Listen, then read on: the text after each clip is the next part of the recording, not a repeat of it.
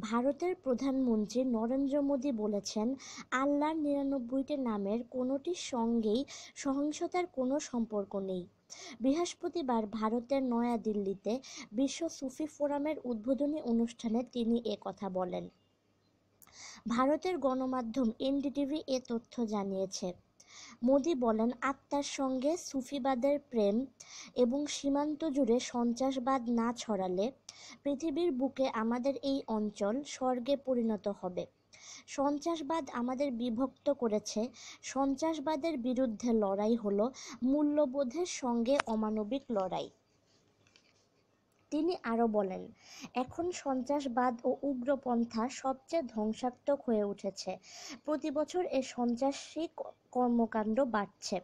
সিরিয়ার যুদ্ধে শত শত বাবা-মা তাদের সন্তানদের হারিয়েছেন। প্রতিদিন তারা সন্তান হারানোর নিদারুণ যন্ত্রণা সহ্য করছেন।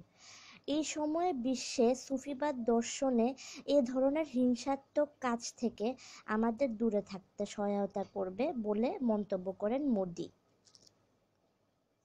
ভারতের প্রধানমন্ত্রী নরেন্দ্র মোদী বলেছেন, আল্লাহর ৯৯টি নামের কোনোটির সঙ্গেই